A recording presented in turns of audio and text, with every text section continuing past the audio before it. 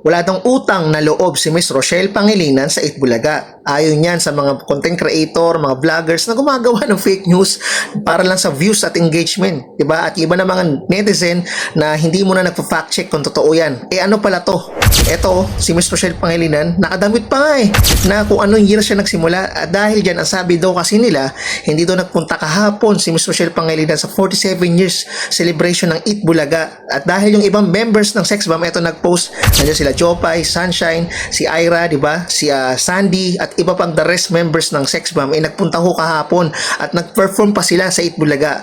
At dahil po si Miss Rochelle kapansin-pansin na wala. So ayan, pagkatapos nun, ayan na, ginawa na ng mga kwento. So dahil dyan, idedebang po natin. Eto na, wala nang paligoy-ligoy. Eto mismong post sa FB page ni Miss Rochelle Pangilinan one day ago. Eto, basahin natin, no? Dabarkad, since 1997, may mga lugar na hindi mo talaga malilimutan dahil doon nagsimula ang lahat. Maraming salamat, Itbulaga, sa pagkakataong mabuo ang pangarap namin at makilala kami ng napakaraming tao.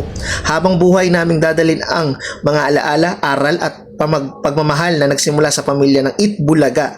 Forever grateful, happy 47th anniversary. Diba? At yan, no?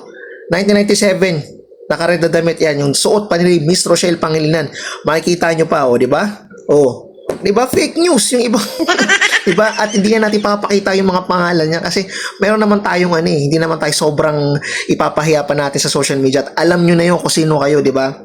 Hindi na ako magbabanggit ng mga pangalan. May mga small timer na mga vlogger, content creator, kagaya ko, di ba? Pero hindi ako ganyan. Hindi ko ugali yung gumawa ng mga fake news para lang sa engagement at views, di ba? Magkano lang po talaga ang kita ng social media, ng mga social media platform na yung kita ng Facebook, di ba? TikTok, di naman ganun kalaki. Kaya nga iba todo live sa TikTok. Diba? Tapos kita na cleavage yung ibang mga babae, diba? Pansin yan kung magpupunta kayo ng live, diba? Kung hindi nakakita kaluluwa ng ibang babae para sa mataas na views at siyempre sa mataas na gifts na binibigay sa kanila, diba?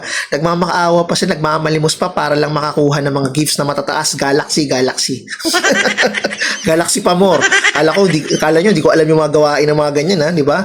Diba? Magpapakita ng dibdib, tapos pag nabastos, galit. Okay? Ibang content creator, ganyan ang ugali Tapos gagawa pa ng fake news sa mga posts, di ba? Si Miss Rochelle Pangilinan may utang na loob yan.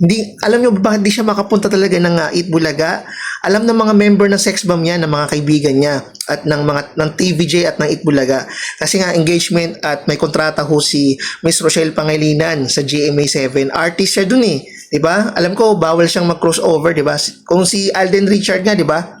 Nag-post mismo sa kanyang account dahil nagpa-throwback po sila Maine Mendoza at ang jowa pa yung Aldab Nation nila, di ba? Yung kung napanood yung episode kahapon, grabe, nakakaiyak nga po, nakakamiss dahil nagkaroon sila ng performance na with Yaya Dab at kasama yung mga lola, di ba? Kung naalala niyo yung Aldab.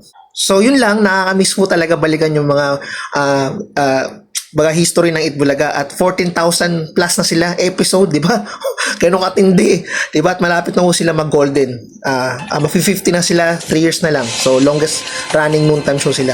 So, yung mga iba dyan, mag-fact check muna ho tayo, ibang netizen dyan, wag ho tayo basta maniniwala, di ba? Alamin kung ano totoo. Ayan, nadibang ko kayo ngayon. Yun lang, peace out.